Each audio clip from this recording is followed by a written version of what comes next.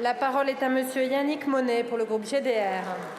Merci Madame la Présidente. Ma question s'adresse à Madame la Ministre de l'Éducation nationale. Madame la Ministre, de nombreux territoires ruraux, comme mon département de l'Allier, sont à nouveau confrontés cette année à l'annonce de dizaines de suppressions de postes dans nos écoles.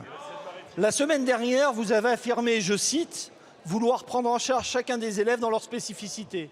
Comment répondre à cet objectif quand on ferme des classes de 15 élèves pour former des doubles ou triples niveaux à 24 élèves, avec parfois des enfants hyperactifs ou nécessitant un suivi orthophonique?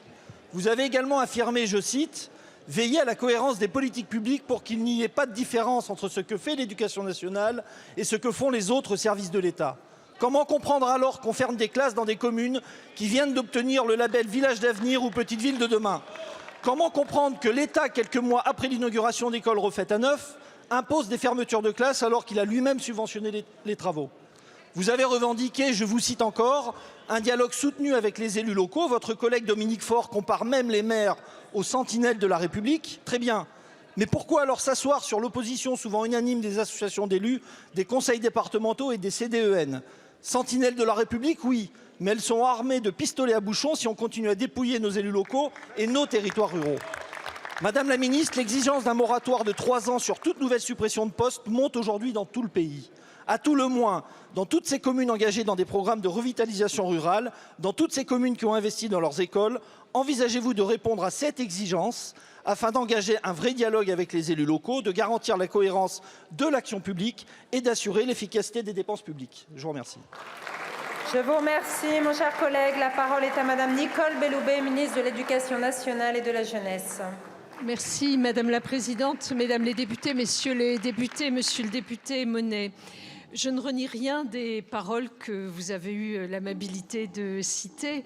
Je ne renie rien parce que je sais à quel point, et je le redis ici devant vous, à quel point la carte scolaire est un élément extrêmement sensible chez tous nos concitoyens, puisqu'évidemment c'est le service de proximité le plus immédiat qui est touché par une mesure de carte scolaire. Donc je suis absolument certaine que, au-delà des efforts qui ont déjà été mis en œuvre, et je pense notamment à l'engagement du président de la République de ne fermer aucune école sans l'accord du maire de la commune sur laquelle cette fermeture doit advenir. Je tiens ici à dire que nous pouvons améliorer le processus de la carte scolaire. Lorsqu'on fait une carte scolaire, on tient compte de 3 choses finalement. On tient compte de la démographie, comment faire autrement. On tient compte également des politiques publiques qui renforcent l'éducation prioritaire, qui renforcent la ruralité. Et on tient compte également de la nécessaire présence d'une école sur les territoires, c'est-à-dire de l'éloignement. Je pense qu'on peut améliorer les choses de 3 manières. En ayant une cohérence plus forte entre les services de l'État, sous l'autorité du préfet, qui a un regard global, en ayant par ailleurs un dialogue plus en amont avec les élus. Et cela, je pense qu'il faut absolument que nous le conduisions. Et il me semble notamment que des éléments qui avaient été proposés par l'ancienne Première ministre Elisabeth Borne, avec l'instauration des observatoires de la ruralité, pourraient être un élément de réponse. En tout cas, le dialogue avec les élus est tout à fait essentiel. Et il me semble enfin, et c'est le 3e élément, que nous devons nous inscrire dans une perspective de plus long terme.